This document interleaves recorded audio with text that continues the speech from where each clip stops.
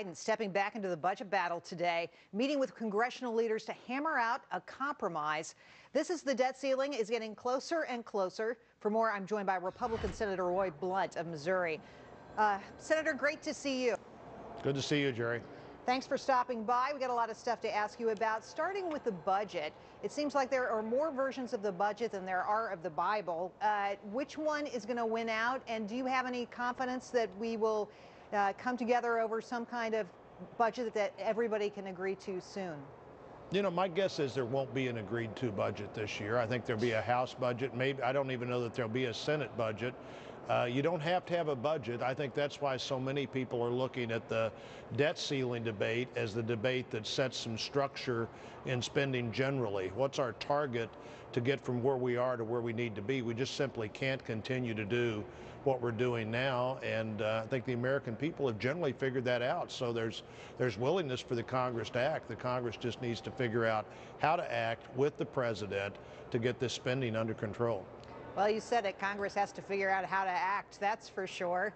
I want you to respond to something Paul Ryan said about the debate on this bill that's going on. This is Paul Ryan. We are under no delusion that we're going to get everything we've always wanted in this one bill, but let's get a good down payment, and let's get this spending situation headed in the right directions. So, Senator, you get the impression that there is some willingness to bend here,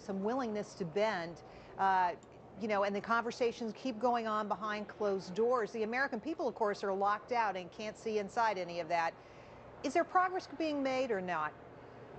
Well, I hope so. I do think, I'll say it again, I think the debt ceiling debate that everybody realizes is critical to moving forward one way or another provides the requirement that we get something that people can agree on. You know, the president's early view was we have to pass this debt ceiling, so it needs to happen without any other discussion going on at all.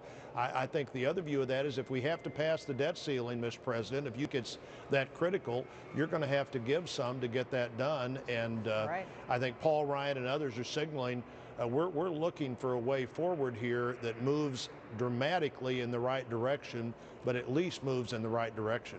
Well, and I guess we'll see if that comes to pass. Of course, now we're talking about not doing anything about entitlement spending, putting that on the back burner for a while.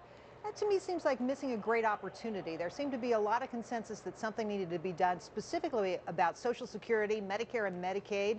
Are we losing an opportunity here?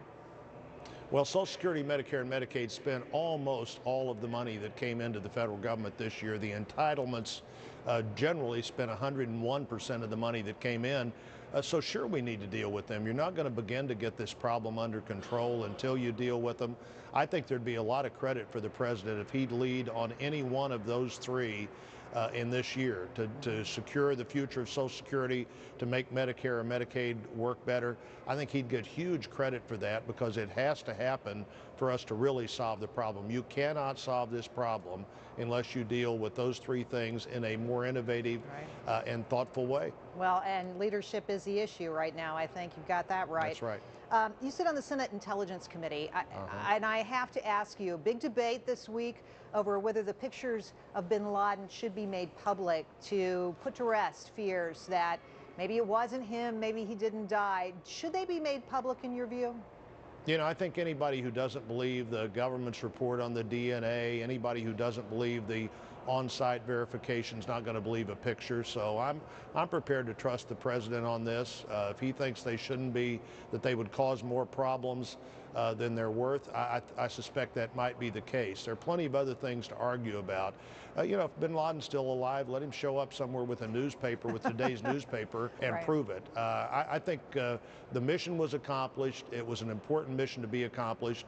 I'm looking forward, frankly, to all the other information that the SEAL team was able to take out of there, and I hope that there's lots of concern and disruption and wringing of hands right now in Al-Qaeda, because just like we don't know yet what's on there, they don't know what's on there either, and the difference is we will eventually know. They'll never know what we're finding out from the information that Osama bin Laden had with him. Well, we will be following that story for weeks and months to come. Right. And appreciate your stopping by. Senator Blunt, thanks for your time today. You bet. Coming up, thank you.